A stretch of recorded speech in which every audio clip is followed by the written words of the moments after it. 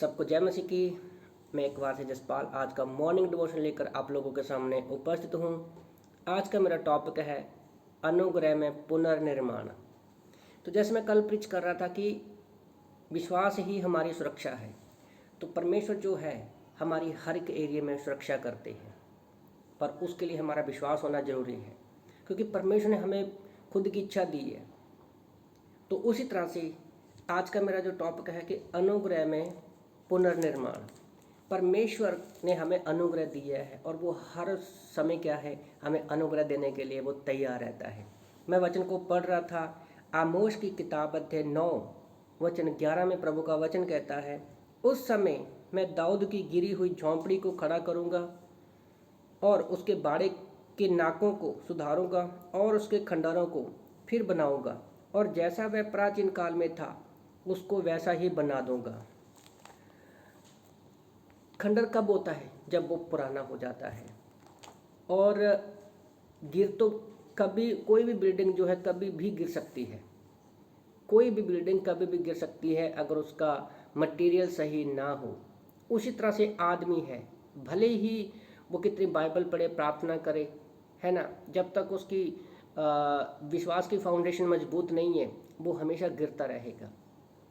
पर प्रॉब्लम तब होती है अगर बिल्डिंग गिर जाती है तो बिल्डिंग बनाने वाला क्या है, उसको दोबारा से बनाता है। जैसे कुम्हार जो है, अगर एक बना रहा वो बर्तन सही नहीं बना तो वो दोबारा से उसको बनाता है।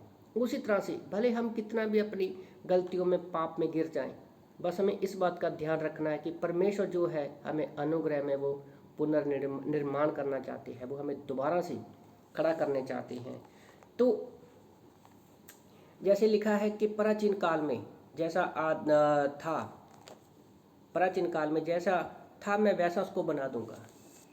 तो मंदिर के बारे में हमें पता है कि राजा सुलेमान ने जब मंदिर बनाया था तो उसकी खूबसूरती बहुत अच्छी थी, पर हम जानते हैं कि राजा सुलेमान के समय में ही राज्य जो था वो 2 हिस्सों में बंट गया। और 70 AD में यीशु मसीह के बाद क्या था, रोमी सैनिकों ने मंदिर को बिल्कुल तहस नहस कर दिया था। उसका निर्माण तो अब तक नहीं हुआ है, पर हमारा जो शरीर है, आज परमेश्वर का मंदिर क्या है, हम लोग हैं। जैसे हमारा जो शरीर है, हमारा जो मंदिर है, उत्पत्ति 3 में ही वो गिर गया था। उत्पत्ति 3 ही में ही वो गिर गया था पाप की वजह से। उत्पत्ति 12 में शैतान ने बेबीलोन टावर बनाने की कोशिश की, उत्पत्ति 11 में, और परमेश्वर ने उसको गिरा दिया क्योंकि उसके ऊपर कोई अनुग्रह नहीं था। जब कोई आदमी अपनी महिमा के लिए बढ़ता है तो वो हमेशा गिरेगा और उसके पास खड़े होने के लिए कुछ भी नहीं है। पर आज विश्वासी के पास एक होप है, उम्मीद है कि हम पर परमेश्वर का अनुग्रह हुआ है और हम अनुग्रह में दोबारा से खड़े हो सकते हैं।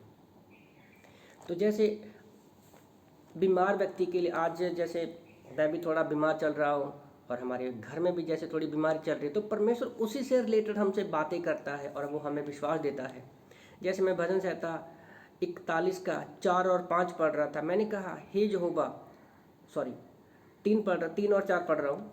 भजन संहिता 41 का 3 और 4 लिखा है, जब वह बीमारी के मारे बिस्तर पर पड़ा हो तब यहोवा उसे संभालेगा, तू रोग में उसके पूरे बिछौने को उल्ट कर ठीक करेगा। मैंने कहा हे यहोवा, मुझ पर अनुग्रह कर, मुझको चंगा कर, क्योंकि मैंने तेरे विरोध में पाप किया है। तो याद रखो, आज अगर हम किसी भी बीमारी में है, परेशानी में है, कई बार हम बहुत सारे डॉक्टरों के पास जाते हैं, इलाज करवाते हैं, तो हमें उनका रिजल्ट नहीं मिलता। पर याद रखो, यशाया की किताब अध्याय 53 और 53 से 53 से 55 तक पढ़ेंगे तो हमें पता चलता है कि यीशु मसीह के बारे में कि कैसे उसके मार खाने से, कोड़े खाने से हम चंगे हुए हैं। और आज हमें यीशु मसीह ने उत्पत्ति 3 में जो रिश्ता टूट गया था, हमें पुनर्निर्माण कर दिया है कि हम परमेश्वर के साथ खड़े हो सकते हैं। तो आप लोगों को इस छोटे से वचन के द्वारा मैं उत्साहित करना चाहता हूं कि परमेश्वर का हम पर अनुग्रह है और वो हमें पुनर्स्थापित करना चाहता है, पुनर्निर्माण करना चाहता है। तो इन वचनों से प्रभु आपको आशीष दे। आमीन।